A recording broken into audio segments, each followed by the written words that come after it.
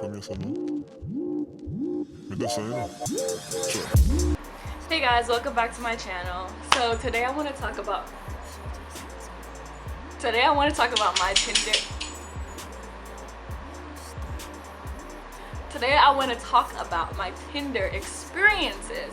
Because why the hell not? And it doesn't seem like Tinder's a hot thing anymore. I'm not really even sure because I'm not on it no more, and I don't think any of my friends are on it anymore. But I started talking about my experiences. I've had 3 experiences, and I decided to go on Tinder because I wanted to start dating out my race.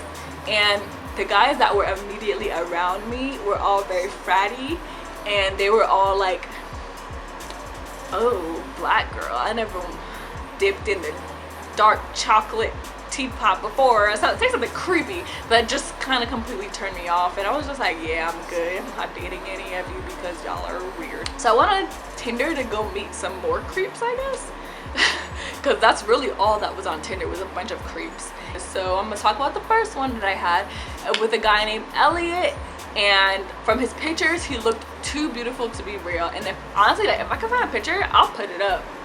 I'm not above it. But yeah, he was beautiful. Like, he looked like a model, or I guess he did model before too. That's funny. He was like fairly tall, like maybe like 6'3", had really blonde hair, like the perfect looking hipster without glasses and a beard. He was just very good looking, and I was like, oh wow, this is it, this is happening. And one day I was just like, you know what, like after we were talking for a while, I was like, what am I waiting on? So I just hit him up. I was like, look, let's meet up. If you're real, like, let me know, because you look like you're fake. Because it looked like a stolen picture. It looked like one of those catfish episodes where it's just too good to be true. And I'm just like, there's no way this guy is a real person. In Atlanta don't got no more of those. They don't. So I was like, you know what, let's meet up. So we met up, and he was like, yeah, meet me at the frozen yogurt place. And I was like, frozen yogurt? What the hell is that? That sounds nasty. This guy's weird. This was just like, what is that? And I was like, okay. So I got there, and I texted him, I let him know I was there. No text back, no call, no nothing. It's completely empty except for the cashier. And I'm just like, what's happening? Like, is this a catfish episode? I was like, you know what, I should have known. I should have known that this guy was fake, and it's probably a creep outside staring at me right now, waiting to follow me to my car. So I was like, crap, I got myself in a stupid situation in the middle of the city that I don't know nobody at. So I get up, I'm pissed because he's not replying. I'm just like, wow, he like stood me up, like, what the fuck, like, what the fuck. And I get up, I'm going, like, I'm walking, and I'm about to get through the door, and I bump into some guy's chest, and I'm just like, I'm not looking up, about to like curse this fool out, and I'm just like, yup, bruh. And it was him. He was beautiful. He looked better than his pictures, and I was like, yo, bruh, you're fine. He was good looking. Like, he was good looking. I can't really tell you much after that because the dating just abruptly came to an end. I went on another date with him. We ended up chilling, like Netflix and chilling, before it was Netflix and chill. Like, we really did just chill and watch a movie. I think we watched Mad Men too, and I was like, what the hell is this? And yeah, and I think I fell asleep, and next thing you know, he's like pushing me. He was like, I'm like, what? And he's like, you need to go home. And I was like, okay. So I go home, and then he like texted me to make sure I was good, and I was like, yeah, I'm good. But then after that, I never heard from him again. Like, that was it. I've never heard from him again. And I was like, what the hell? So then that was it. Like, nothing else ever came out of that experience. So that was it. So I went back on Tinder, and I started swiping again, swiping left, swiping right, and I met this other guy named Frederick, who was from Denmark. But the only thing is, he was straight from Denmark. Like, this was his first month in America. And I was just like, how would you even know about this? And yeah, he was on some sort of like business trip, but he was like my age, and I was like, how are you even like on a business trip? And he had this whole business and everything like that, like about snapbacks and stuff like that. And I was like, oh, that's really cool. And everyone was like, oh my gosh, you guys are gonna get married, you're gonna become royalty, and he's gonna fly you back to Denmark and all this stuff. And I was just like, oh my god, yes, he's going to marry me, and I'm gonna be a Danish princess. And it was just great in my head. And then we went to I think our first date, we went to like a rooftop lounge, and we were there and we're talking, everything's going right, everything's going good, and I was like, I'm gonna go to the bathroom. So I go to the bathroom, I came back, and there's like a flock of like white girls all around him, and they're just like, oh my god, they're giggling, they're touching him, and he has this look of horror on his face. He's just like, and I start walking up to them because I'm confused. I'm just like, what's happening? And I walk up to them, and he like has this look of relief. He's like, huh. And he looks at me, and then he's like, this is the girl, this is who I'm with right now, this is the girl that I came here with. And they're just like, oh my god, you're acting so cute, whatever. He's like, no, this is the girl I'm here with.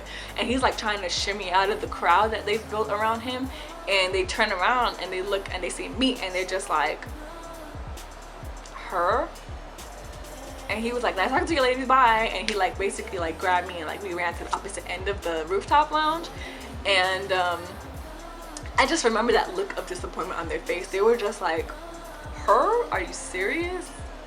Really? Like, what about her? Because she's black kind of look. Like, really? She's black kind of look. Which I live for. I live for those looks. So then I was like, oh, he handled that kind of decent. Like, he didn't flirt with them, he didn't entertain them, he honestly like looked uncomfortable when they were touching him and around him and stuff like that, and they were like kind of intoxicated, you could tell. And but then he said something real stupid after that made me know that I wasn't gonna last much longer with this guy. And he was like, whew, I'm so glad you came. I was really scared you were gonna like get ratchet or get ghetto on them or something like that. And I was just like, bruh, why would you say that? Like, really? I'm in this cute ass dress, you think I'm about to get ghetto on somebody right now? Like, that's so dumb. So then after that, he just kept saying these stupid things that let me know that he really, oh, and by the way, he ain't never really seen no black people before he came to Atlanta. He said there was probably like 5 black people in Denmark, which I believe, because it's an extremely Nordic area where it's just like literally blonde hair, blue eyes everywhere. And he's like, that's what I'm used to. And there was like no black people in Denmark, which I understand, like whatever, maybe that's true, maybe it's not. But he was just saying some real stupid stuff. And I was just like, wow, like this ain't gonna work. I can't live with that. Like, boy, bye. Boy, bye. Go meet some black people, then come back to me, because that's not gonna work for me. I'm not gonna be the first black person you've ever met. So I cut that, I nipped that in the bud. I was just like, look, bye. And I feel like I had to let y'all know that too, because if you're trying to date out of your race, and no matter if they're white, if they're Asian, if they're Indian, if they're even another black person, and they're just like, they say something stupid, like real stereotypical towards you, and they're just like, oh, I thought you were gonna get ratchet on them. Oh, I've never like, you know, fucked a black girl before or anything like that. Like, you need to stay away from those people. They're the ones that say stupid stuff, and the ones that don't take the relationship seriously. So after all these experiences with these 2 guys, I was just like, look, I know what I'm looking for. I know exactly what to do with the next guy. If he'd be like, can I touch your hair? I never touched black girl hair before, anything like that, or is that a weave, or some stupid, some slick, I'm putting him in his place and I'm out. Like, I'm done.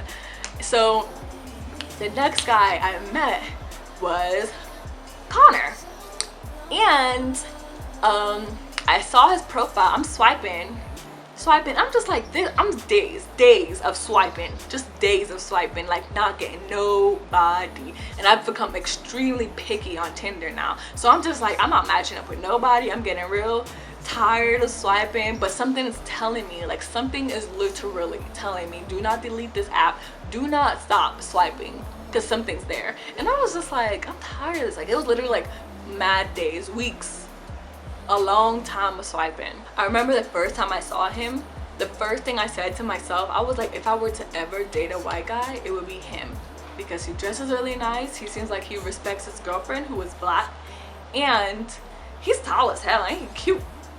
He cute. Just like, yeah, he would be the one, period, point blank, period. And then the second time I saw him, he was walking past like a probate, which is like a black people function on campus, and I stopped my car to like talk to him, because in my head I'm like, bruh, like I'm never gonna see him again. He was so fine. Oh my god, I need to talk to him. I need to let him know that I will have his children. He is fine and I need to see him. And I didn't think I was gonna ever see him again. And mind you, that was 6 months later. And I was like, I stopped my car, I jumped out into traffic, and I like run on the sidewalk. Man, this is all on campus, so it's not that intense. And I'm running, I'm chasing him, and I'm like, somebody's telling me this is not the time. This is not the time.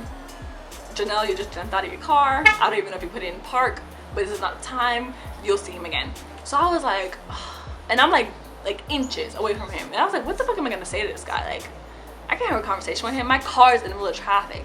So I go back to my car and I'm just like, wow, like I'm never gonna see him again. But something's telling me I will. Something's telling me that there will be another perfect time.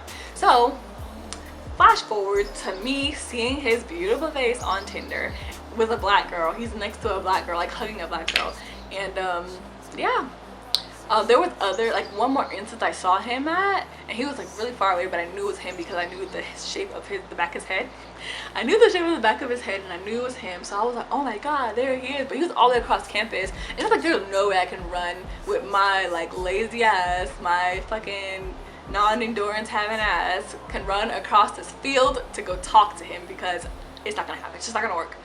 So yeah, I've had so many, like 3 times I saw him, and every time I wanted to go say something to him and I did not have the chance.